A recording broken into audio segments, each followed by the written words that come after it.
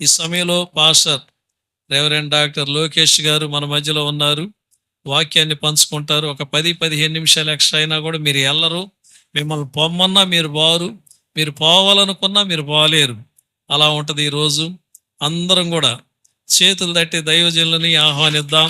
మంచి దైవజనులు. ఇదేనా?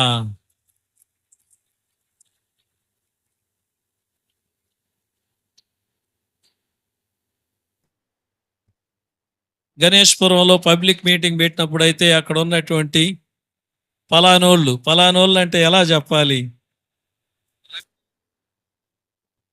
వినపడుతుందా?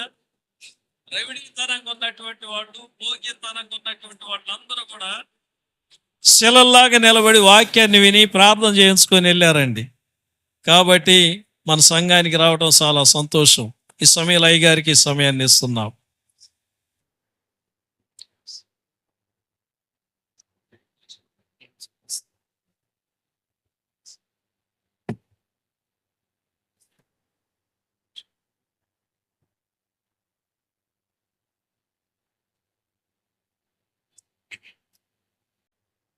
దేవుని ఘనమైన పరిశుద్ధ నామమునకు కోటి కోటి స్తోత్రాలు. కూడి వచ్చిన తల్లులకు, అక్కలకు, సోదరులకు అందరికీ హృదయపూర్వకమైన వందనాలు చెల్లిస్తుంటున్నాను. మిమ్మల్ని అందరం చూడడం చాలా సంతోషం. చాలా కాలంగా మీ కొరకు ప్రార్థన చేస్తున్నాం. మిమ్మల్ని కలవాలని ప్రభు యొక్క అవకాశాన్ని ఇలాగూ అనుగ్రహించినందుకై నేను దేవునికి కోటి కోటి స్తోత్రములు చెల్లిస్తుంటున్నాను. వాక్యం మనం శ్రద్ధగా విన్నట్లయితే మన జీవితాలు బాగుపడడానికి చాలా అవకాశాలు ఉంటాయి. కనుక మీరు ఏమి వినుచున్నారో, ఎలా వినుచున్నారో జాగ్రత్తగా చూసుకోమని దేవుని వాక్యం వాళ్ళ కొద్దీ చెబుతుంది. ఆ స్త్రీ పురుషులు గ్రహించుటకు శక్తి గలవారు, తెలివితో వినగలవారు, శ్రద్ధతో విని ఏడ్చారు అని నెహెమ్యా గ్రంథములో 8వ అధ్యాయంలో మనము చూస్తాం. కాబట్టి ఏమన్నా చెప్తే అర్థం చేసుకున్న రీతిన, తెలివితో వినే రీతిన, శ్రద్ధతో వినే రీతిన వింటే మన జీవితాలు బాగుపడతాయి. చిన్న కోరస్తో వాక్యంలోనికి వెళ్ళిపోదాం. నా ఆశ్రయము నీవయ్యా, నా కొండ కోటయును, నా ఆశ్రయము నీవయ్యా, నా కొండ కోటయును. మహిమా ఘనతకు అర్హుడవు, స్తుతులకు పాత్రుడవు. మహిమా ఘనతకు అర్హుడవు, స్తుతులకు పాత్రుడవు. ఆరాధనా నీకే, ఆరాధనా నీకే, ఆరాధనా నీకే, ఆరాధనా నీకే. యేసయ్యా ఆరాధనా నీకే, ఆరాధనా నీకే, ఆరాధనా నీకే, ఆరాధనా నీకే. నీ మహిమను ధరించి రూపాంతరమొందెదము. నా జీవిత కాలమెల్లా నిన్ను పాడి పొగడెదము. నీ మహిమను ధరించి రూపాంతరమొందెదము. నా జీవిత కాలమెల్లా నిన్ను పాడి పొగడెదము. నీవు చేసిన మేలులకు నా హృదయమర్పింతును. నీవు చేసిన మేలులకై నా హృదయమర్పింతుము. ఆరాధనా నీకే, ఆరాధనా నీకే, ఆరాధనా నీకే, ఆరాధనా నీకే. యేసయ్యా ఆరాధనా నీకే, ఆరాధనా నీకే,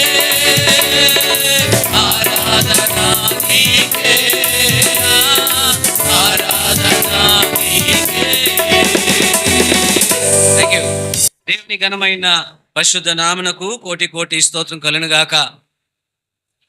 మనకు భూమి మీద సమయం కొద్దిగానే మిగిలి ఉన్నది కనుక శేష జీవితంలో దేవునికి ఇష్టమైన పాత్రలుగా మనము రూపాంతరం పొందుటకు ఇలాంటి కూడికలను, సంఘాలను ప్రభు అక్కడక్కడ ఏర్పాటు చేశాడు. వారంలో ఒక్కరోజు మాత్రమే, ఆదివారం కేవలం 2 గంటల సేపు మాత్రమే ఆయన మందిరంలో మీరు సమయం గడుపుతారు. ఒక దైవజనుడు అన్నారు, ముందుగా వచ్చిన వారికి ఆయన పక్కనే కూర్చునే అవకాశం ఉంటుంది అని అన్నారు. ఎవరు ముందుగా వస్తే వారు మాత్రమే యేసే పక్కలో కూర్చున్నారు. ఎల్లప్పుడూ పేతురు, యోహానులు యేసు ప్రభు పక్కనే కూర్చునేవారు. కొద్దిగా లేట్కి వచ్చిన వాళ్ళు ఆ మూలమ్మలో కూర్చుంటారు. మీరు కూడా రేపు ఆదివారం అంటే శనివారం సాయంత్రం లోపల మీ పనులన్నీ ముగించుకొని ఉదయం లేవడం, స్నానం చేయడం, బట్టలు మార్చుకోవడం, బైబిల్ ఎత్తుకోవడం, మందిరానికి రావడం, త్వరగా వచ్చి ముందు కూర్చున్నట్లయితే తృప్తిగా భోంచేసి వెళ్ళొచ్చు. కాబట్టి దేవుని నామనికి స్తోత్రాలు. ఆదివారం ముందుగా ఆయనకు సమయం ఇచ్చి దీవెనలు పొందవలసిందిగా మనవి చేస్తుంటున్నాను. దేవుని నామనికి స్తోత్రం. వేరే ఎవరైనా అయితే తాను ఎంతో ప్రేమించుకున్నటువంటి కుటుంబంలో వ్యక్తి కానీ లోకం విడిచిపెట్టిపోతే, చనిపోతే ఏమి దేవుళ్ళే అనేవాళ్ళు, ఎక్కడ దేవుళ్ళే అనేవారు, ఇంత నమ్మకంగా నెమ్మదిగా సేవ చేసినా కూడా ఏమాత్రం ప్రయోజనం లేదే అనేవారు కూడా లేకపోలేదు. కానీ దైవ సేవకులకు ఒక విశేషమైన విశ్వాసం ఏంటంటే, తాను, తన సంతానం, తన కుటుంబము, తన కాందాన్ని మొత్తం కూడా ఇక్కడ ఉన్న దేవుని కొరకు, లోకం విడిచిన దేవుని కడకు అన్నటువంటి విశ్వాసం జీవిస్తారు. కనుక స్థానిక మీ కాపరి గారు తన ముద్దుల కుమారుని పోగొట్టుకున్నా కూడా ఆయన ప్రభు దగ్గర ఉన్నాడు అన్నటువంటి నిరీక్షణతో మీ మధ్యలో సేవ చేస్తున్నారు. దేవుని నామమునకు స్తోత్రం కలుగునుగాక. దావీదు అన్నట్టుగా, నేను అతని దగ్గరికి వెళ్ళవలసి వస్తుందేమో కానీ అతను నా దగ్గరకు రాడు అన్నటువంటి నిరీక్షణతో ఉన్నారు. దేవుని నామమునకు స్తోత్రం. మనము దేవుని మందిరంలోనికి వస్తున్నాం. అయ్యగారు మంచి టైటిల్ ఇచ్చారు. ఈ సందేశాన్ని మా మందిరంలో ఇచ్చినప్పుడు అయ్యగారు మా సంఘం గడగడలాడిపోయింది. నేను రిక్వెస్ట్ చేసుకున్నా, నాకు అదే మెసేజ్ ఇంకోసారి కావాలని. నాకు వరకే చెప్పినట్టుగా ఉంది. ఎందుకంటే ఆ చురుకు ముట్టిస్తే కానీ మనం కొన్నిసార్లు మనం దిద్దుకోలేకపోతాం. నాకు సమయం చాలా తక్కువ కనుక నేను వాక్యంలోనికి త్వరగా వెళ్ళడానికి ఇష్టపడతాను. సామెతల గ్రంథం 10వ అధ్యాయం వచనం 7 చూసుకుందాం. సామెతల గ్రంథం 10వ అధ్యాయం వచనం 7 చూసుకుందాం. నీతిమంతుని జ్ఞాపకము చేసుకొనుట ఆశీర్వాదకరమగను, భక్తిహీనుల పేరు అసహ్యత పుట్టించును అని వ్రాయబడింది. నీతిమంతుని జ్ఞాపకము చేసుకొనుట ఆశీర్వాదకరం, భక్తిహీనుల పేరు అసహ్యత పుట్టించును అని చూస్తున్నాం. నీతిమంతులు ఎవరు, భక్తిహీనులు ఎవరు? నీతిమంతుడు లేడు, ఒక్కడును లేడు. పాత నిబంధనలో పదే వర్తిస్తున్నా కొత్త నిబంధనలకు వస్తే యేసుక్రీస్తు రక్తము ద్వారా కడగబడిన వారు, యేసుక్రీస్తు నామములో విశ్వసించిన వారు, యేసుక్రీస్తును అంగీకరించి ఆస్తి సగము పేదలకు ఇచ్చి, అన్యాయపు సొమ్ము వాళ్ళ ఓపర్ రిటర్న్ ఇచ్చి, చీరో ఈ పరిశుద్ధమైన వారిని, ఇతడు కూడా నీతిమంతుడే, ఇతనికి కూడా రక్షణ వచ్చిందని ప్రభువు చెప్పిన తరువాత వారు నీతిమంతులుగా తీర్చబడుతూ ఉన్నారు. యేసునందు విశ్వాసం ఉంచి మార్పు పొంది శేష జీవితము పరిశుద్ధమైన జీవితముగా, చిన్న పిల్లలు పసికందుల వరే పరిశుద్ధమైన జీవితం జీవించే వారిని నీతిమంతుల జాబితాలోకి దేవుని వాక్యం మనలో చేరుస్తుంది. దేవుని నామమునకు స్తోత్రం. అటు నీతిమంతులను జ్ఞాపకం చేసుకున్నట ఆశీర్వాదకరము అని అన్నాడు. సరే, దేవుని నామమునకు స్తోత్రం కలుగాక. మనం ఎంతో ప్రేమించిన ప్రియులు ఈ లోకమును విడిచిపెట్టిపోతే, అర్థాంతరంగా మనల్ని కని పెంచి పెద్ద చేసిన వారు, మన తోబుట్టువులు, మన కన్నబిడ్డలు లోకం విడిచిపెట్టిపోతే మనం చాలా బాధపడుతూ ఉంటాం. కొంతమంది ఎందుకంటే ప్రేమించాం కనుక. కానీ దేవుని వాక్యం సెలవిస్తుంది, వారు ఈ భూమి మీద నివసించేకి ఈ భూమి యోగ్యత ఏం చేయాలట? ఈ భూమి మీద ఉన్నప్పుడు ఆయన కొరకు జీవించి ప్రాణాత్మ శరీరము పరిశుద్ధమైన తరువాత, వారు వచ్చిన పని ముగించిన తరువాత ఈ లోకం నుంచి ఆయన పరిశుద్ధంగానే తీసుకొని పోయినప్పుడు వారిని మనం జ్ఞాపకం చేసుకొని జీవిస్తే అలాగే జీవించాలి అన్నారు. అంటే దేవుని నామమునకు స్తోత్రం కలుగును గాక. పెద్దలు అన్నారు, మరణము అన్నది ఏమన్నారు, ఈ లోకం విడిచిపెట్టేది కాదు. మరణము అని అంటే లోకం విడిచిపెట్టేది కాదు, కానీ death is not curse, death is not curse అంటున్నాడు. అది శాపము కాదు. Death is going home, death is going home, death is leaving earth and going home. ఈ లోకాన్ని విడిచిపెట్టి దేవుని కడకు వెళ్ళేటువంటి గొప్ప భాగ్యము అని వాక్యం సెలవిస్తున్నది. దేవుని నామమునకు స్తోత్రం కలుగాక. మనం ఈ లోక సంబంధం కాదని దేవుని వాక్యం పదే పదే హెచ్చరిస్తుంది. దేవుని నామమునకు స్తోత్రం కలుగాక. కాబట్టి మరణం అన్నది కొంతమందికి అదో రీతిగా భయాన్ని కలుగు చేస్తుంది, కానీ పరిశుద్ధులకు విశ్వాసులకు కళ్ళు తెరిస్తే ప్రభు కనబడేలాగా ఆయన దగ్గరకు పోయేలాగా ఉంటుంది. డిఎల్ మూడి అనే దైవజనుడు ఉన్నాడు. ఆయన చాలా వృద్ధాప్యంలో చనిపోయే పరిస్థితి వచ్చింది. మరణ పడకలో ఉన్నారు. ఆయుష్ తగ్గింది కనుక పల్స్ రేట్ తగ్గిస్తే సంఘమంతా కూడా అతని కొరకు ప్రార్థన చేస్తుంది. సంఘ పెద్దలు కూడా ప్రార్థన చేస్తున్నారు. సంఘ పెద్దలు సంఘమంతా ప్రార్థన చేస్తుంటే ఆ ఆకాశం తెరవబడి ఆయన మనమరాళ్ళు మనవళ్ళు ఆయన కంటే పరిశుద్ధులు అక్కడ కనబడుతూ ఉన్నారు. ఆకాశంలో వారు కనబడుతూ రానా రండి అని వాళ్ళు ప్రేమతో ఆహ్వానిస్తుంటే, మీరు నా ఆరోగ్యం కొరకు, నా దీర్ఘాయుష్ కొరకు ప్రార్థన చేయొద్దండి. టుడే ఈస్ మై కోరోనేషన్ డే, నాకు కిరీటం పెట్టేటువంటి రోజు, నేను త్వరగా వెళ్ళాలి, నా భూమి ఇంకా ఆయుష్ కొరకు ఆరోగ్యం కోసం మీరు ప్రార్థన చేయొద్దండి అని ఆయన డిఎల్ మూడి గారు అడుక్కున్నట్టుగా ఆ పుస్తకాలలో చదివి ఆయన సాక్ష్యాన్ని మెచ్చుకుంటున్నాం. దేవుని ఘనమైన నామమునకు స్తోత్రం కలుగును గాక. ఏది ఏమైనా కూడా దేవుని దగ్గరకు వెళ్ళడం, దేవుని కలిగి జీవించడం గొప్ప భాగ్యం. దేవుని నామమునకు స్తోత్రం. అయ్యగారు ప్రార్థన చేస్తూ ఆ రోజున యెహోవా ఇచ్చాను, యెహోవా తీసుకున్నాను, యెహోవా ఇచ్చాను, యెహోవా తీసుకున్నాను, ఈ ఒక్క మాటే ఆ వచ్చిన వాళ్ళందరూ కూడా పలుకుతూ వచ్చాడని నేను చెప్పడానికి ఇష్టపడతాను. దేవుని నామమునకు స్తోత్రం. ప్రభువా, నా బిడ్డ యవ్వన ప్రాయంలో చనిపోయాడయ్యా, ఎక్కడుంటే అది చూపి, నువ్వు ఎందుకు తీసుకొని అడగట్లే, ఇప్పుడు నా బిడ్డ ఎక్కడున్నాడని నువ్వు చూడాలని ఆశపడుతున్నానని ఆ అక్క సోదరుడు ఇద్దరు పాస్టర్ గారు ఇద్దరు ఉపవాసం ఉండి కన్నీళ్ళు పెట్టి ప్రార్థన చేస్తే, మీ దగ్గర లేదేమో కానీ ఆ ఫోటో, ఆ క్యాప్ పెట్టుకొని ఈ ఏమన్నారు స్పోర్ట్స్లో కానీ దేంట్లో కానీ సంతోషంగా కేరింతలుగా కొడుతుంటారు కదా పిల్లలు, ఆ క్యాప్ పెట్టుకొని ఆ విధంగా పరలోకంలో డాడీ నేను ఇక చాలా సంతోషంగా ఉన్నా, హ్యాపీగా ఉన్నా, నా గురించి చింతపడద్దండి అని ఆ బిడ్డను ప్రభు చూపించిన తరువాత వాళ్ళ దుఃఖం మాన్నట్టుగా నేను సాక్షి విన్నాను. దేవుని నామమునకు కోటి కోటి స్తోత్రం కలుగాక. సమయం గుర్రంలాగా పెరుగుతుంది కనుక నేను త్వరగా ముగించడానికి ఇష్టపడతాను. దేవుని నామమునకు స్తోత్రం. ఈరోజు మీరు మనం దేవుని బిడ్డలుగా కాగలిగేటువంటి స్థలము, సమయము ఇదన్నమాట మందిరం. ఇక్కడ తప్ప ఇంకెక్కడ కూడా మనం కాలేము. దేవుని నామమునకు స్తోత్రం. ప్రతి బిడ్డను ఇంజనీర్గో డాక్టర్గో ఒక పెద్ద స్థాయిలో చూడాలని అందరూ ఆశపడతారు, కానీ మనం ఆశపడాలి ఏంటంటే మన బిడ్డ దేవుని సముఖములో ఆయన కుడి పార్శ్వమున ఆయన సభా మందిరంలో నా బిడ్డ ఉండాలి అని మనందరం కూడా ఆశపడాలి. మనము కూడా ప్రభు నేను నీ దగ్గర ఉండాలి అని మనము ఆశపడాలి. ఒకసారి ఏమైందంటే ఒక మంచి ఆ యొక్క ఉజ్జీవ కూడిక జరిగింది. ఆ ఉజ్జీవ కూడికలో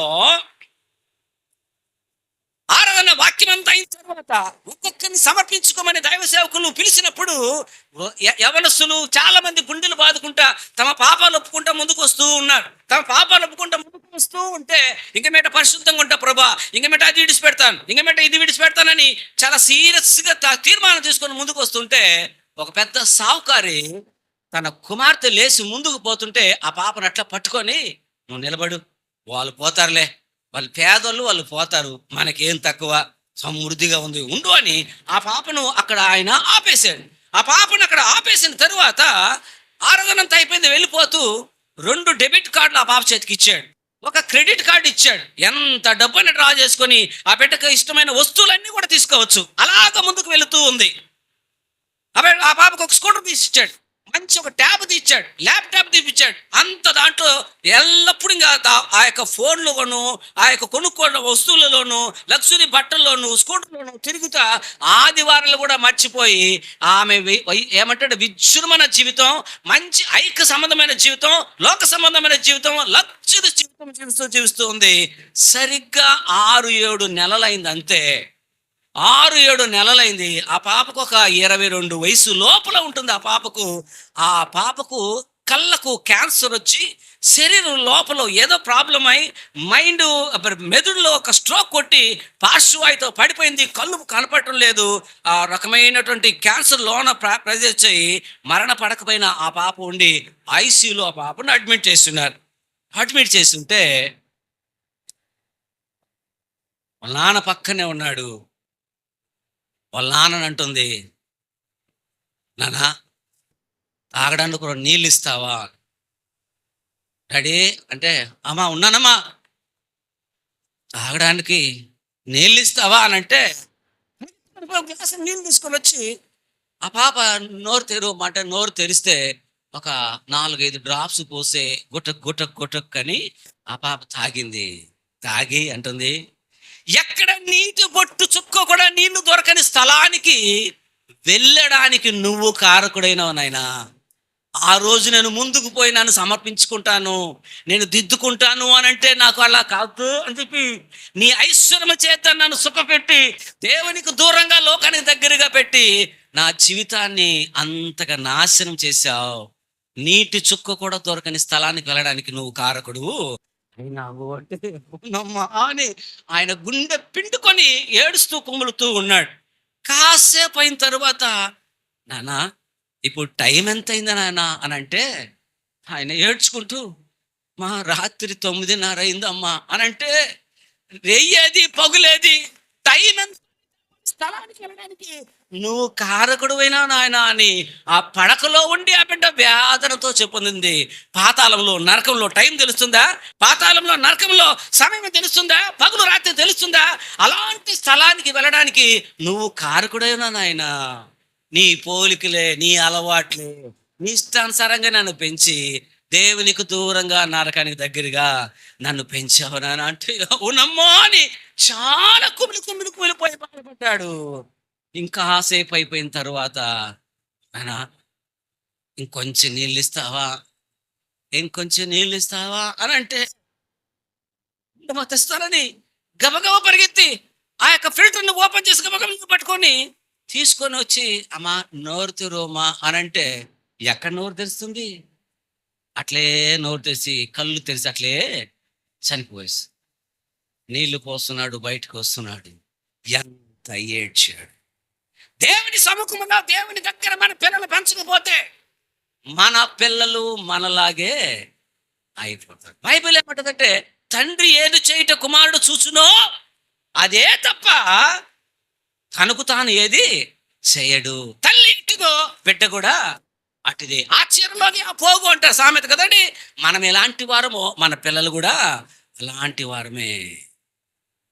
సంపాదిస్తున్న బాగా రూపాయి తీసుకెళ్ళే పిల్లల్ని ఆత్మీయంగా పెంచడం ఎంత సంతోషం కదా.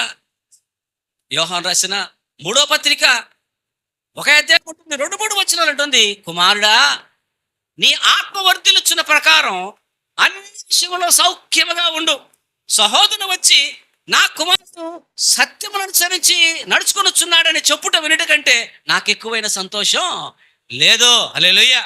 అయ్యా నీ బిడ్డ పలానా చోట పత్రికలు పంచుతున్నాడు, నీ బిడ్డ చక్కగా పాట పాడాడు, నీ బిడ్డ చక్కగా వాక్యం చెప్పాడు, నీ బిడ్డ ఎంతో పరిశుద్ధంగా ఉన్నారు, మా పిల్లల్లా కాదని ఎవరైనా మన పిల్లల గురించి మనకు చెప్తే ఎంత సంతోషం కదా. అయ్యా మీ పిల్లడు పలానా చోట ఇలా పడి ఉన్నాడు, పలానా చోట ఇలా పడి ఉన్నాడు, పోలీసులు పట్టుకెళ్ళారు, అలాగే అని చెప్తే ఎంత బాధ కదండి.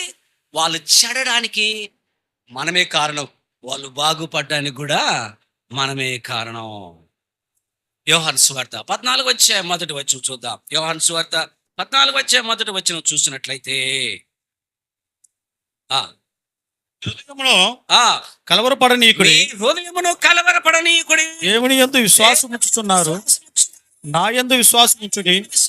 నా తండ్రి ఇంట అనేక నివాసములు కలవు, నా తండ్రి ఇంట అనేక నివాసములు కలవు. నివాసములు కలవు. లేని ఎడల మీతో చెప్పుచున్నాను, లేకపోతే మీతో చెబుతాను, మీకు స్థలము సిద్ధపరిచి వెళ్ళుచున్నాను. నేను వెళ్ళి మీకు స్థలము సిద్ధపరిచిన ఎడల సిద్ధపరిచిన ఎడల నేను స్థలములో మీరును ఉండులాగున ఉండులాగున మరలా వచ్చి నా యొద్ద నుండుటకు మిమ్మల్ని తీసుకొని తీసుకొని పోవుదును. స్థలము సిద్ధపరచ వెళ్ళుచున్నాను. మీ మీ ఇల్లు, మీ స్థలము సిద్ధమైన తర్వాత you can come and join, occupy it. మీ కొరకు స్థలము సిద్ధపరచ వెళ్ళుచున్నాను అన్నాడు. మన ప్రభు మన కోసం స్థలము సిద్ధపరచడానికి అక్కడ పూనుకొని ఉన్నాడు. మన ఇల్లు రెడీ అయితే మనం అక్కడకు వెళ్ళిపోవాల్సి వస్తుంది. కానీ ఈ లోకమే శాశ్వతం, ఈ ఐశ్వర్యమే శాశ్వతం, ఈ అధికారమే శాశ్వతం, ఈ పెద్దలే శాశ్వతం, ఈ అండే శాశ్వతం అనుకుంటే ఏది కూడా శాశ్వతం కాదు. ఆ డాక్టర్ గారు హాస్పిటల్ నుంచి ఇంటికి వచ్చారు. 11:11 బేజారుగా విసుగ్గా వచ్చి కోటు పారేసి డ్రెస్ మార్చుకొని ఆ నైట్ డ్రెస్ వేసుకొని ఆయన ప్యాంటు షర్ట్ వేసుకొని తల మీద చేయి పెట్టుకొని పడుకున్నాడు. భార్య వచ్చి అడుగుతుంది, వాడబండి ఏమైందండి, ఎందుకు ఇది విసుగ్గా విచారంగా ఉన్నారు? ఇన్కమ్ ట్యాక్స్ రైట్, ఎవరైనా గొడవ చేశారా, ఎవరైనా బిల్లు కట్టలేదా, ఎందుకు ఇంత బాధగా ఉన్నారని ఆ యొక్క డాక్టర్ భార్య అడిగితే, ఏమి లేదు బాబు, ఆయనకు ఒక 11 సంవత్సరాలు ఉంటాయి, క్యాన్సర్తో బాధపడుతున్నాడు. వాడి యొక్క ప్రవర్తన నన్ను కదలించి వేసింది. ఏమైందంటే ఈరోజు వాంది 12వ పుట్టినరోజు అంట. 12వ పుట్టినరోజున అడుగుతున్నాడు మరణ పడకలో, డాక్టర్ ఈరోజు నాకు 12వ పుట్టినరోజు, నన్ను విష్ చేయవా అంటే విష్ చేశాను. హ్యాపీ బర్త్డే టు యూ చిన్న అన్నాను. John happy birthday to you అంటే, నాకు ఇప్పుడు 12 ప్రారంభమైంది అయ్యారు, నేను 7 వయసులో సండే స్కూల్లో రక్షించబడ్డా. 7 వయసులో నుంచి మా అమ్మ నన్ను దైవికంగా పెంచింది. 7 వయసు నుంచి ఇప్పటి వరకు నా స్నేహితులను జతగా అందరిని కూడా 11 మందిని సంపాదించుకున్నా. ఎంతమందిని? అతను వయసు 11 వయసులో 11 మందిని సంపాదించుకున్నాడు.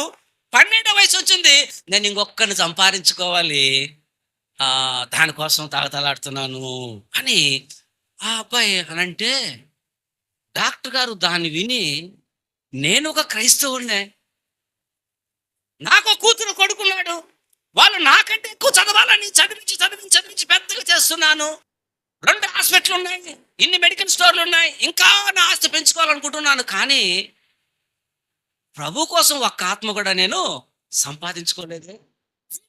11 వయసు 11 మంది సంపాదించుకున్నాడంట ప్రభు కోసం, 11 మందిని మార్చినాడంట. నేను ఇంకా ఒక్కను కూడా మార్చలేదే. ఒకవేళ ప్రభు దగ్గర పోయి నిలబడి, ప్రభువా అంటే, నువ్వు ఎంతమందిని నీ ప్రవర్తన ద్వారా మార్చావు, ఎంతమందిని నీ సాక్ష్యం ద్వారా మార్చావు, ఎంతమందిని వాక్యం చెప్పి మార్చావు అని అడిగితే, నేను ఏమి చెప్పాను, ఆశ సంపాదించుకొని చెప్తాను, కానీ ఈ లోకంలోనికి ఒట్టి చేతులతో వచ్చాం, ఒట్టి చేతులతోనే వెళతామన్న మాట నేను మర్చిపోయినానే. Busy under Satan's yoke. BUSY అంటే బిజీ అండర్ సాతాన్స్ యోక్. సైతాన్ యొక్క కాడి కింద ఎల్లప్పుడు బిజీ. పని ఉందండి, దేనికైనా పిలవండి, ఏదో ఇంట్లో రాసుకుంటున్నా, చదువుతున్నా, పెళ్లికి పోతున్నా, క్రికెట్ చూస్తున్నా, అది చేస్తున్నా, ఇది చేస్తున్నా అని అన్నిటికీ సాకులు చెప్పవచ్చు. కానీ మరణదూత వచ్చి పిలిస్తే మా అమ్మకు చెప్పొస్తా, మా నాన్నకు చెప్పేసి వస్తా, ఇది ఆ పని ఉంది, ఈ పని ఉందని చెప్తే వింటదా? నా నీ బాడీ అక్కడే ఉంటుంది, నీ ఆత్మను మాత్రమే మరణదూత తీసుకెళ్తుంది. మరి ఆ లోపల ఏం చేస్తావు? ఇట్లా నాకు చాలా వేదనగా ఉంది, నా వయసు అంతా సంపాదనలోనే వేస్ట్ చేసినాను, చాలా బాధగా ఉంది అట్లా ఇటని భార్యతో చెప్పి విచారంగా అన్నం తినకుండా పాలు కూడా దాకుండా పడుకున్నాడు. కరెక్ట్గా 12 దాటింది. హాస్పిటల్ నుంచి మొబైల్ ఫోన్ కొట్టుకుంటాడు, ఉలిక్కిపడి లేచాడు. ఫోన్ ఎత్తుకుంటే హాస్పిటల్ నుంచి ఫోను ఒకటే గోల, అందరూ ఏడుస్తున్నారు. ఎందుకు ఏడుస్తున్నారు అని చెప్పి, ఏమైంది నర్స్ అంటే, డాక్టర్ జాను నా అబ్బాయి చనిపోయినా డాక్టర్ అంటే, చనిపోయేసాడా, ముందు వస్తున్నానని చెప్పి ఎట్లున్నాడు అట్లే హాస్పిటల్కి పరిగెత్తితే కింద సెక్యూరిటీ దగ్గర నుంచి పైన ICU వరకు కూడా అందరూ గడగడగడ వణుకుతా ఏడుస్తూ ఉన్నారు. ఏమైందని పోయి చూస్తే ఐసు నిండా నర్సులందరూ గుండెలు బాదుకుంటూ ఏడుస్తున్నారు. అందులో ఒక నర్సు మాత్రం ఆమె చేతిలో ఇంజక్షన్, ఎడమ చేతిలో ఇంజక్షన్ అలాగే ఉంది. కుడి చేత్తో ఆ అబ్బాయి చేయి పట్టుకున్నది. ఆమె దుఃఖం ఆగట్లే, ఆ విధంగా ఏడుస్తుంది. నర్స్ ఏమైంది అంటే నొప్పితో బాధపడుతున్నాడు కదా అని ఆ ఇంజక్షన్ వేసి నిద్ర పుస్తామని వచ్చినాను డాక్టర్. కానీ ఆ అబ్బాయి ఒక మాట అన్నాడు, నాకు వద్దులే సిస్టర్ ఇంజక్షన్, నేను ప్రభు దగ్గరకు పోతున్నా, నాకు ఎందుకులే పెయిన్కి వెళ్ళారు. నా కొరకు ప్రభు స్థలము వెళ్ళినాడు, నా కొరకు స్థలము సిద్ధపరచబడింది, నేను వెళుతున్నాను. Can I see you there? నేను నిన్ను అక్కడ కలుసుకోగలనా అని అన్నాడు. నేను నిన్ను అక్కడ కలుసుకోగలనా అని అన్నాడు. నా పాప జీవితంతో నేను అక్కడ ఎట్లా కలుసుకునేక అవుతుంది అని చెప్పి వెంటనే అబ్బాయి చేయికి మాటిస్తున్నాను, లేదు తమ్ముడా, నిజంగా నేను కూడా నువ్వు వెళ్ళే స్థలానికి గ్యారంటీగా వస్తాను. ఇప్పటి నుండి నా పాప జీవితం, నా అలవాటు జీవితం అంతా కూడా వదిలిపెడుతున్న నా హృదయాన్ని నేను బట్టి ప్రభుకి ఇస్తున్నాను అని అన్నాను.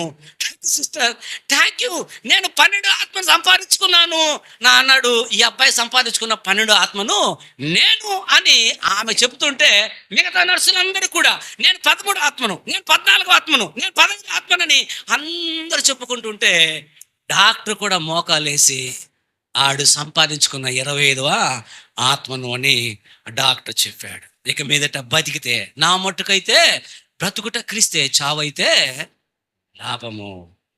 ఈరోజు మనం ప్రభు ముందు నిలబడితే ఏమని చెప్తాం? ఈ లోకం, ఈ భూమిని సృష్టించింది ఆయన, ఈ ఆకాశం సృష్టించింది ఆయన, నిన్ను సృష్టించింది ఆయన, ఇంకెవ్వరు కూడా కాదు. ఎవరన్నా ఉన్నారంటే నేను చెప్పినట్టు వాళ్ళు చెప్పనని ప్రభు సవాలు చేసి అడుగుతూ ఉన్నాడు. యెషయా గ్రంథం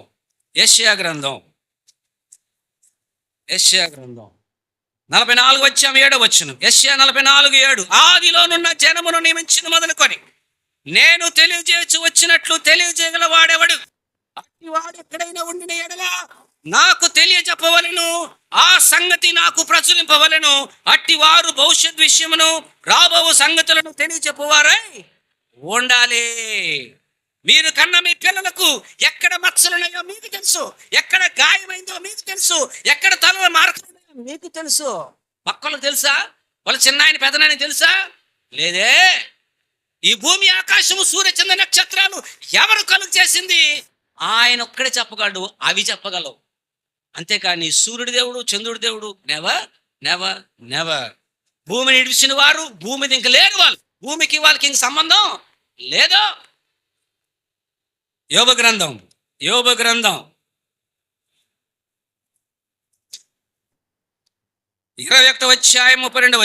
యోబు గ్రంథం 21:32. వారు సమాధికి తేబడతారు, సమాధి శ్రద్ధగా కావలి కాయను, పల్లములోని వంటి పిల్లలు వారికి ఇంపుగా ఉన్నవి, మనుషులందరూ వారి వెంబడి పోదురు, అలాగుననే లెక్కలేనంత మంది వారికి ముందుగా పోయిరి.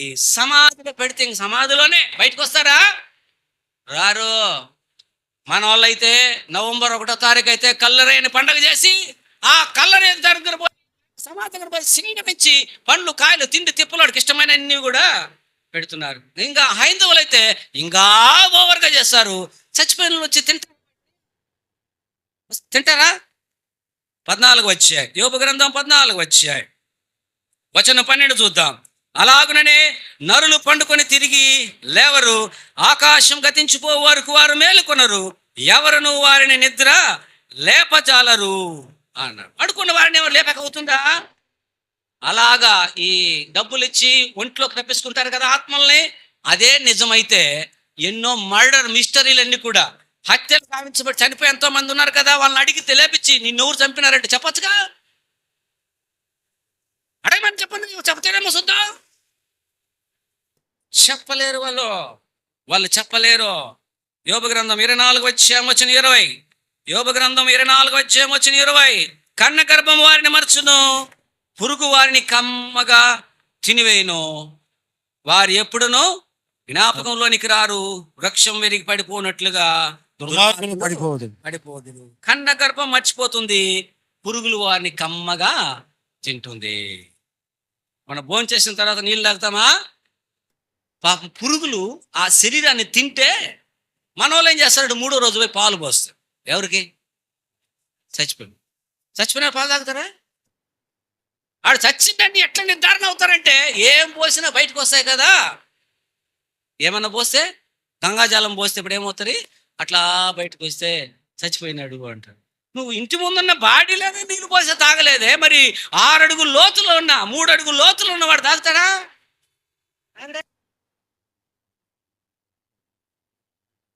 మనం పోసే పాలు పురుగులు తాగుతాయి అంతే. మొన్నైనది వెనకటి మన్న మట్టికి పోతే ఆత్మ దాన్ని దయచేసిన దేవుని యొద్దకు పోతుంది. ఆయన దగ్గరకు పోయి ఆయన ఏర్పాటు చేసిన స్థలంలో నెమ్మదిగా ఉంటుంది. ఒక పాప దేవుని ఎరగక అన్యాయంగా నశించిపోయింది. ఒక బాబు దేవుని ఎరిగి చిన్న వయసు 12 వయసులోనే 12 కంటే ఎక్కువ ఆత్మను సంపాదించుకొని పరలోక రాజ్యంలో నిత్యము జీవించే గొప్ప భాగ్యం అతడు పొందినట్టుగా మనం చూస్తున్నాం. ఆఖరి 5 నిమిషాలు నేను ముగిస్తాను. యోహాను సువార్త 11వ అధ్యాయం, యోహాను సువార్త 11వ అధ్యాయం వచనం 25 మనం చూసుకుందాం. యోహాను 11:25.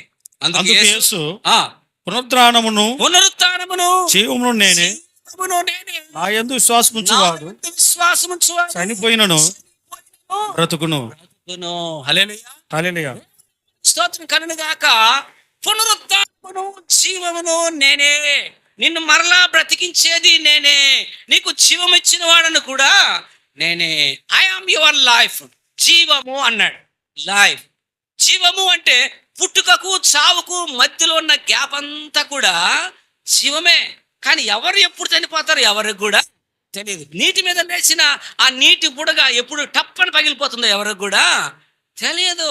మన జీవితాలు అలాంటివే. కాబట్టి అవి పగిలిపోకముందే, వాడిపోకముందే, చచ్చిపోకముందే మనకు జీవమునిచ్చిన యేసయ్య చేతిలోనికి మన జీవాన్ని, మన హృదయాన్ని అప్పగించినప్పుడు ఇక్కడ అక్కడ కూడా నిత్యము ఉండే గొప్ప భాగ్యం ఇస్తాడు. ఏ ఒక్క బిడ్డైనా తల్లి కడుపులో 9 మాసాలు మాత్రమే ఉండగలడు. ఆ తరువాత 60 లేక 70 లేక 80 సంవత్సరాలు భూమి మీద ఉండగలము. ఆ తరువాత నిత్యము జీవించే గొప్ప భాగ్యాన్ని ఆ ప్రభు మనకు ఇచ్చాడు. మనము చూస్తున్నట్లయితే ఈ జీవము అని చెప్పేటువంటి ఆ పదానికి 3 జీవముల యొక్క అనుభవం మనకుంది. ఒకటి శరీర సంబంధమైన జీవితం, అంటే దేవుడు నేల మట్టితో నరుడు నిర్మించి నాసికారంధ్రంలో జీవవాయువును ఊదితే నరుడు జీవాత్మ అయ్యాడు. శరీర సంబంధమైన జీవితం. పాపము చేసి చనిపోయాడు, పాపము చేసి దేవునికి దూరమైన బతుకున్నాడు. కానీ ఆదాము చచ్చిన వానితో సమానం, దేవునికి దూరంగా శరీర సంబంధమైన జీవితం. మందిరానికి వచ్చేవారు క్రమబద్ధంగా, క్రమశిక్షణగా, పరిశుద్ధంగా జీవిస్తారు. కానీ లోకంలో జీవించే వాళ్ళకి అంగు అగ్గామ ఏమి కూడా ఉండవు. వాళ్ళు ఏదో పండగ రోజు మాత్రమే వ్రతము చేస్తారు, ఆ రోజు ఉపవాసం ఉంటారు, ఆ రోజు మాత్రం నిష్ఠగా ఉంటారు. 40 రోజులు ఒక వ్రతం చేస్తారు, నలబట్టలు వేసుకొని ఆ 40 రోజులు వాళ్ళకు వ్రతం చేస్తారు. తాగరు, తినరు, ఏమేమో చేయరు. కానీ ఆ వచ్చిన తర్వాత మళ్ళీ ప్రారంభము అవుతుంది. టెంపరరీ భక్తి. కానీ యేసయ్యని నమ్మితే అది పర్మనెంట్ భక్తి. సాటి శరీర సంబంధమైన జీవితం మనల్ని పాతాళానికి, నరకంలోకి తీసుకొని పోగా, ఎప్పుడైతే వాక్యం విని మన నిజస్థితి తెలుసుకొని ఈ క్రియలు బట్టి, అయ్యగారు చెప్పిన ఈ డిగ్రీలు బట్టి మనందరం పాతాలకు పోతాం. మనకి ఇది వద్దు. మన నిమిత్తం, మనం తెలుసో తెలియక చేసిన తప్పుల నిమిత్తం మన ప్రభు తన ప్రాణాన్ని అప్పగించి మనల్ని విమోచించినాడన్న సత్యాన్ని తెలుసుకున్న తరువాత మనకు ఆత్మ సంబంధమైన జీవితం మనలో ప్రారంభమవుతాం. ఎఫెసీయులకు రాసిన పత్రిక 2వ అధ్యాయం 1-3 వచనాలు చూద్దాం. ఎఫెసీయులకు 2వ అధ్యాయం 1-3 వచనాలు చదువుదాం. ఎఫెసీయులకు 2వ అధ్యాయం 1. మీరు అపరాధముల చేతను పాపముల చేతను మీరు చచ్చిన వారై ఉండగా ఆయన మిమ్మను క్రీస్తుతో కూడా బ్రతికించను అని రాయబడింది. బ్రతికించనంటే సమాధులను వారు బతికించలే, బతికున్న మనలను ఒక రూపాంతరం పొందించాడు. గొంగలి పురుగు అంటారా? మీరు ఏమంటారు తమిళ్లో? కమ్మల పూచి అంటారా? కమ్మల పూచిని ఎవరైనా తీసుకొని అబ్బా భలే ఉంది అని అనే వాళ్ళు ఎవరైనా ఉన్నారా? అది ఎంత కలర్గానే ఉన్ని, పచ్చగానే ఉన్ని, ఏమన్నా ఉన్నాయండి, చిన్నది కానీ పెద్దది కానీ, దాన్ని తీసుకొని అబ్బా ఎంత బాగుంది అని అంటారా? పొమేరెంట్ ఆగలాగా దీని బొచ్చు ఎంత ఇదిగా ఉంది అంటారా? కమ్మలి పూచిని గొంగలి పురుగును అంత అసహించుకుంటారు. ఆ అసహించుకోబడినటువంటి ఆ యొక్క జీవి 10-12 రోజులు ఆహారము నీళ్లు మాని ఒక గూట్లోనే అది ఉండి, నా యొక్క జీవితాన్ని మార్చు ప్రభువా, నాకు వేరే రూపమే ప్రభువా, నన్ను అందరూ అసహించుకుంటున్నారు ప్రభువా, తొక్కేసి చంపేస్తున్నారు ప్రభువా, నాకు అలాంటి జీవితం వద్దు అని అది ఎప్పుడైతే ఏడ్చి ప్రలాపిస్తుందో తన ఆ యొక్క బాడీనంతా వదిలిపెట్టి పటాంగుచ్చి మార్గ బయటకు వస్తాం. ఇలాగా బయటకు వస్తుంది. ఆ యొక్క పటాంగుచ్చి అంటారా, సీతాకోక చిలుక అంటారా, ఏమంటారు, పాపచ్చి అంటారా, ఏమంటారు మీ భాషలో అయ్యా? పటాంబుచ్చి. పటాంబుచ్చిని ఎంతమంది ఇష్టపడతారు కదండి. అది కలర్గా ఉంటే కదా, మనం మార్పు పొందితే, పరిశుద్ధులు విశేషమైన తలాంతులుంటే, అన్నయ్య చక్కగా తబలా వాశాడు, మంచిగా కీబోర్డ్ వాశాడు, మంచిగా పాటలు పాడారు, చక్కగా రెఫరెన్సులు టకటకెత్తారు, ఎంతమంది ఇష్టపడతారు కదా.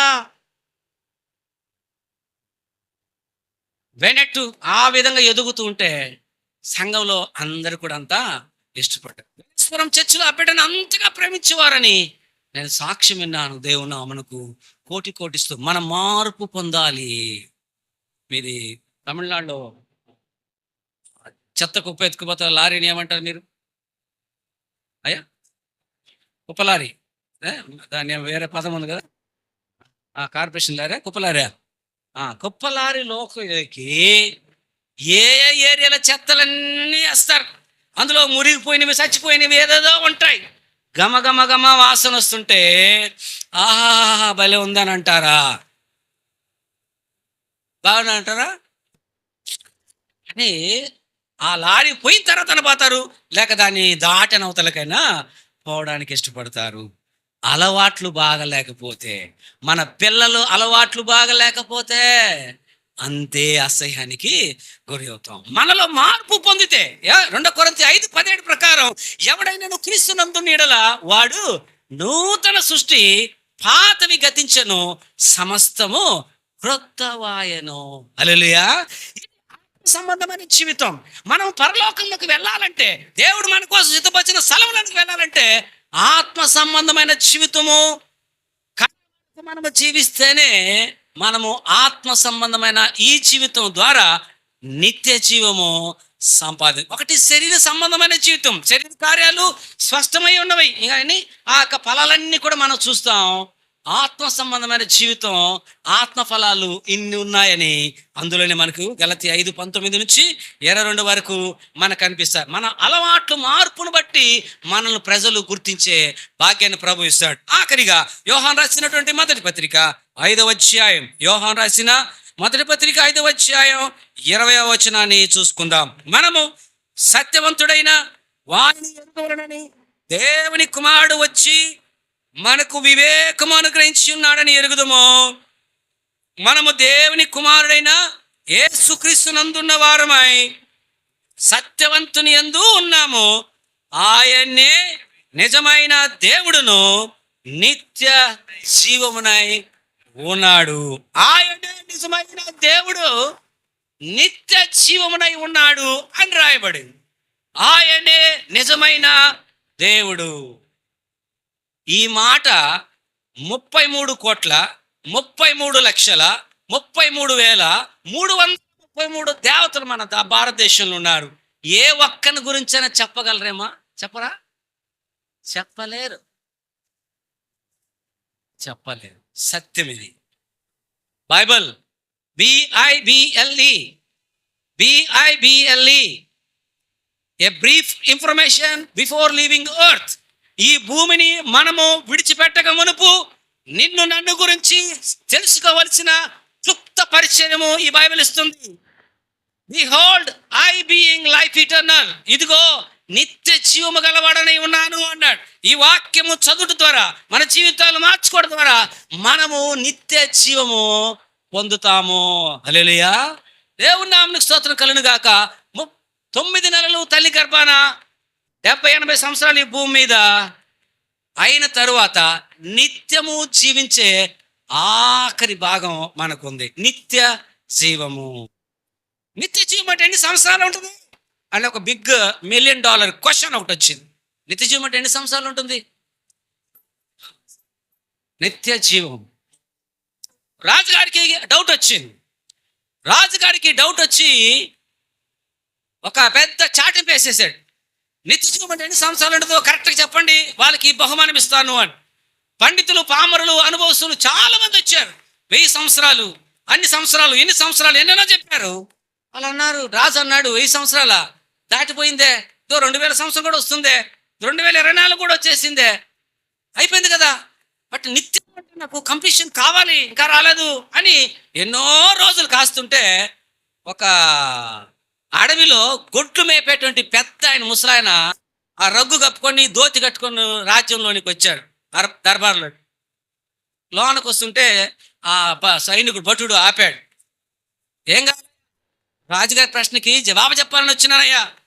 కొమ్ములు తిరిగిన వాళ్ళు, డిగ్రీలు చేసిన వాళ్ళు చెప్పలేకపోయినారు, నువ్వు ఏం చెప్తావంటే ఏదో నాకు తెలిసింది చెప్తాను, వదలండి అన్నాడు. సరే లోనకి వెళ్ళాడు.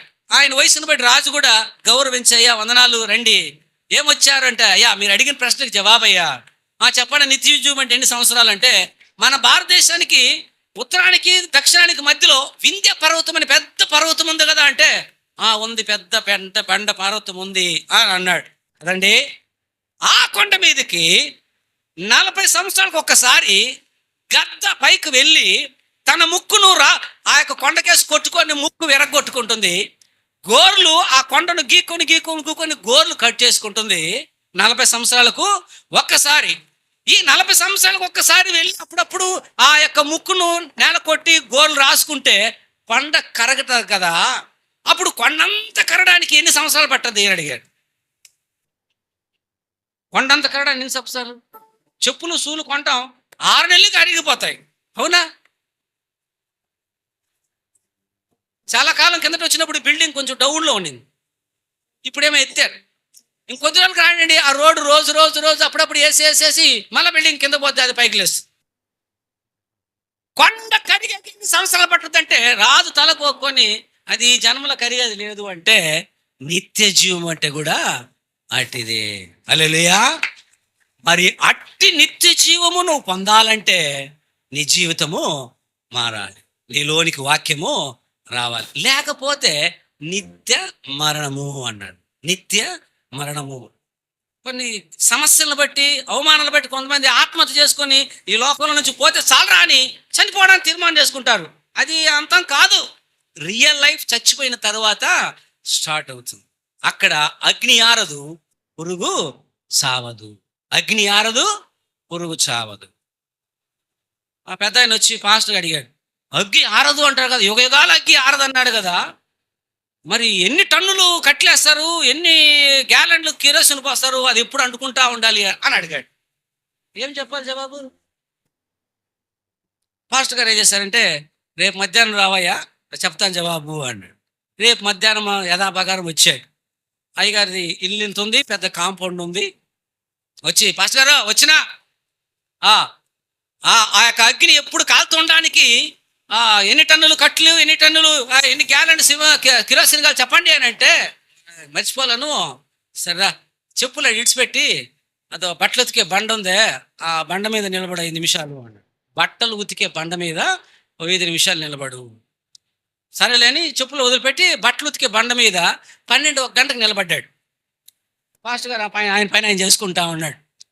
అర్ధగంట అయిందేమో, ఒక కాలం మీద నిలబడతాడు, మళ్ళీ ఒక కాలం నిలబడతాడు, అడుగుతా ఉన్నాడు, పాస్టర్ గారు త్వరగా చెప్పండి కాలు కాలుతున్నాయే అని అన్నాడు. కాలు ఎందుకు కాలుతాయా? ఒకటి బండ మీద కదా నిలబడింది అది అంటే, బండ కింద మన మంట ఏమైనా పెట్టిండామా అంటే, భయవాడు సూర్యుని వేడిమికి ఏమి కాలుతుంది? బండ కాలుతుంది కదా. సూర్యుని వేడిమికి బండ కాలుతుంది కదా, అందుకు నా కాళ్ళు కాలుతున్నాయి అంటే కదా.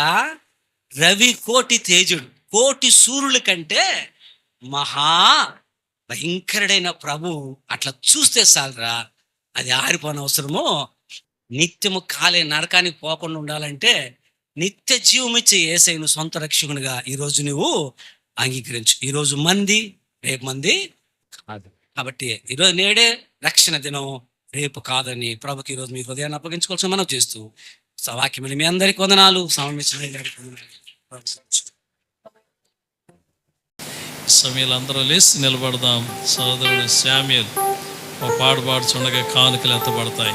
అందరం లేచి నిలబడదాం. ఓ పాడుచుండగా కానుకలు ఎత్తబడతాయి.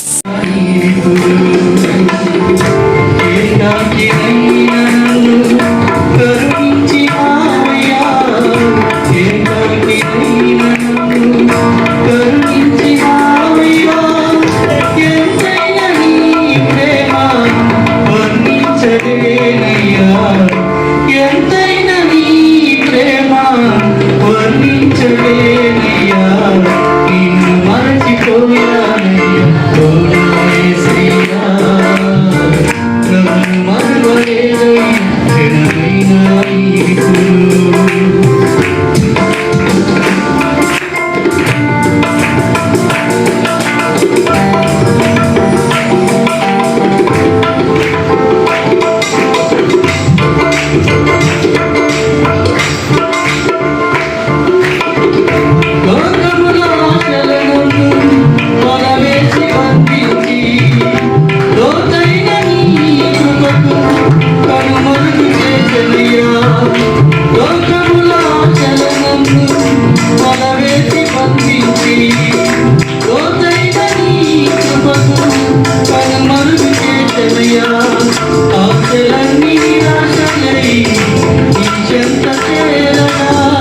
కనికిరించి ఓరాకి చేరదీసినావయ్యా, మరువలేనయ్యా ప్రభు నీ ప్రేమను, చేపట్టునాని శిలువ త్యాగము. మరువలేనయ్యా ప్రభు నీ ప్రేమను, చేపట్టునాని శిలువ త్యాగము. నా త్యాగము స్తుతి యాగము అంటే నీవయ్యా, నిన్ను మర్చిపోయానయ్యా, తోడు యేసయ్యా, నన్ను మరువలేనయ్యా, క్షణమైనా ఇప్పుడు. హల్లెలూయా.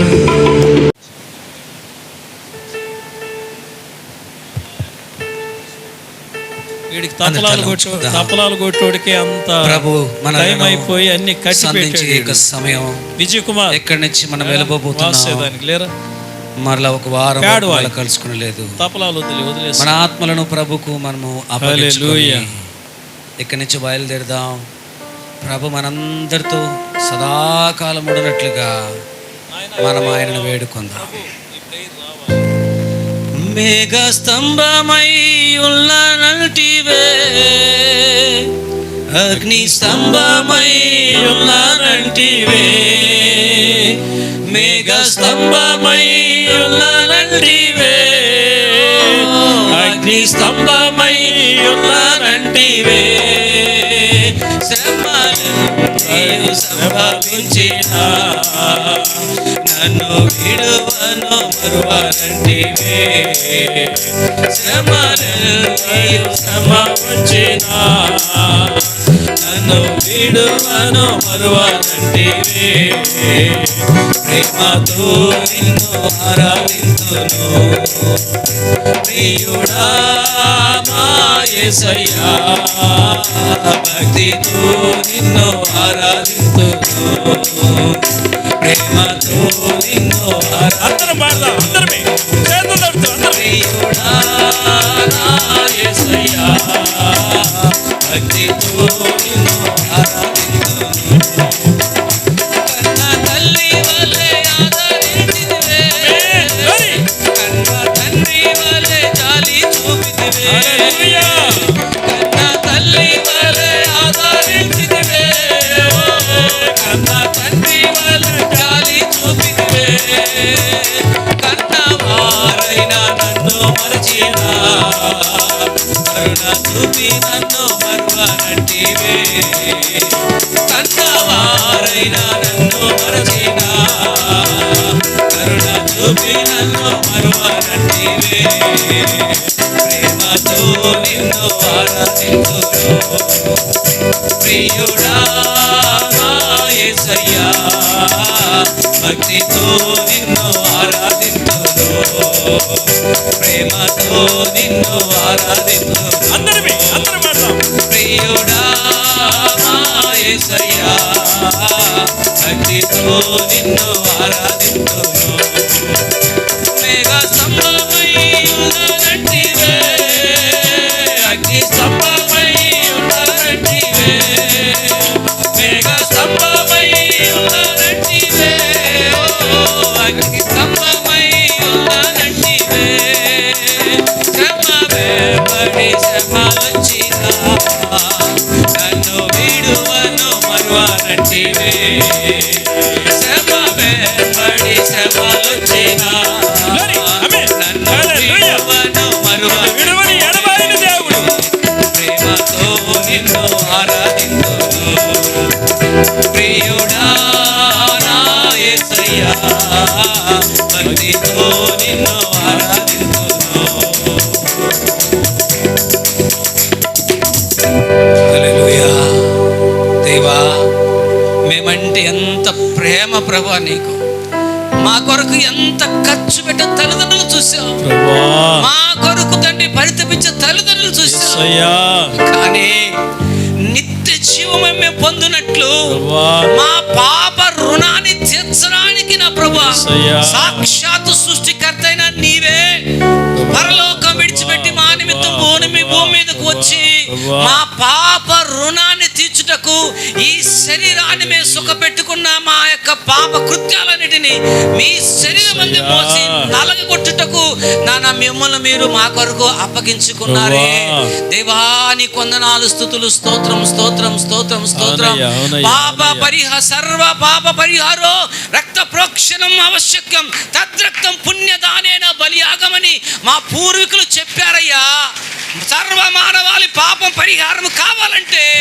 పరిశుద్ధుడైన దేవుడే రావాలి అందరి నిమిత్తం బలియాగం అవ్వాలి అప్పుడే లోక కళ్యాణం జరుగుతుందని ఆ తాత్పర్యాన్ని మీరు సిలువలో నెరవేర్చినందుకై స్తోత్రములు స్తోత్రములు స్తోత్రములు మా నిమిత్తం ఎవరు చనిపోలే ప్రభా నీ ఒక్కడివే నీ నామనికి స్తోత్రం మా కొరకు స్థలము సిద్ధపరచ వెళ్ళి ఉన్నావు ఒక్కొక్కరికి స్థలము సిద్ధపరచబడుతుండగా చిన్నవారినేమి పెద్దవారినేమి యవనస్తులనేమి పసికందులనేమి ఈ లోకంలో వద్దు పాపం అంటుకుంటుంది వచ్చేయని తీసుకెళ్తున్నా ప్రభా మీరు పిలిచేటోపులో మేము పరిశుద్ధముగా ఉండే భాగ్యం ఇచ్చినందుకై స్తోత్రాలు కూడి వచ్చిన బిడ్డలందరితో మీరు మాట్లాడిన వందనాలయ్యా ఈ చక్కని ఈ బిడ్డలకు ఈ నీ అభిషేకం పొందినటువంటి నీ సేవకుని కాపరిగా పెట్టేందుకు వందనాలు ఆ కాపరి కుటుంబంలో దుఃఖము బాధ ఉన్నా కూడా నీ మాటల చేత నీ వాక్యము చేత ఈ బిడ్డలు ఓదార్స్తూ అనేకులకు ఓదార్పు చెల్చే ఆ విధముగా ఈ దంపతులను మీరు వాడుకొనిచ్చినందుకే వందనాలు చిన్న కుమారుడు ఉన్నాడు అతన్ని ఆకర్షించు నీ కాడి మోయటకు ఆ బిడ్డను సిద్ధపరచు నీ కొందనాలు నీ దాసునికి సహకరిస్తున్న సంఘ పెద్దలందరినీ విశ్వాసులందరినీ మ్యూజిక్ టీము యవన బిడ్డలు చిన్న బిడ్డలు అందరినీ ఆశ్రయించు ప్రభా నీవు లేకుండా ఎవరు ఇక్కడి నుంచి వెళ్ళిపోకుండా అందరు నిన్ను సొంత రక్షకునిగా అంగీకరించి బయట అడుగుపెట్టే భాగ్యమేండి ఇది మొదలుకొని వారి మాటలలో వారి క్రియలలో వాళ్ళ ఆలోచనలలో సహవాసములలో నిన్ను కనపరచున్నట్లుగా ఒక్కొక్కరిపై నీ అభిషేకం ఉంచు ప్రియ ప్రభువా నీ రాకడ ఆలస్యమై మేము ఇంకా సజీవులకులో ఉంటే మరలా నీ బిడ్డలతో కలుసుకొని నీ వాక్యం ధ్యానించుటకు భాగ్యం ఇచ్చి మహిమ పొందమని వేవేరుగా వెలుచున్న బిడ్డలందరితోనూ మాతోనూ మందిరంతోనూ మీరుండి మహిమ పొందమని యేసు అతి శ్రేష్టమైన పరిశుద్ధ నామములో మా ప్రియ పరమ తండ్రి ఆమేన్ ఆమేన్ పరలోకమందున మా తండ్రి నీ నామము పరిశుద్ధపరచబడును గాక నీ రాజ్యం వచ్చును గాక నీ చిత్తం పరలోకమందు ఎలాగ నెరవేరుచున్నదో భూమి యందున అలాగే నెరవేరును గాక మా అనుదినాహారం నేడు మీరు మాకు దయచేయండి అందరూ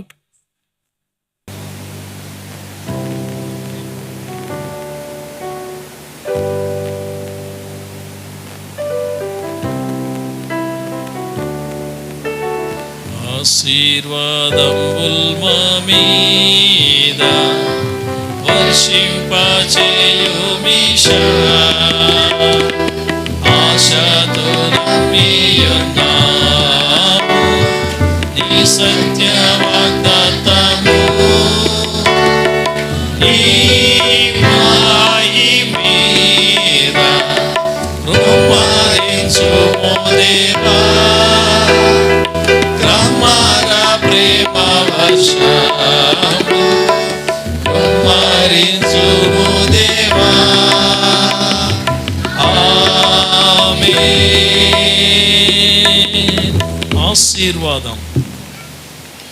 ఇదిగో నేను త్వరగా వచ్చుచున్నానన్న యేసు క్రీస్తు కృప,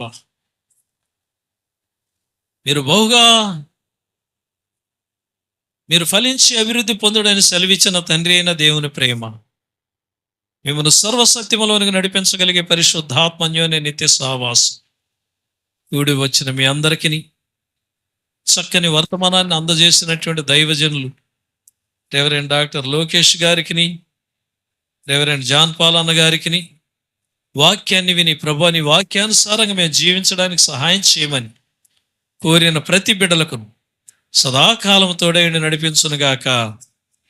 నా ప్రాణమా నా అంతరమున సమస్తమైన పరిశుద్ధ నామమును సన్నిధించు. నా ప్రాణమా యెహోవాను సన్నిధించు. ఆయన చేసిన ఉపకారాలు దేన్ని ఆమేన్. అందరికి వందనాలు.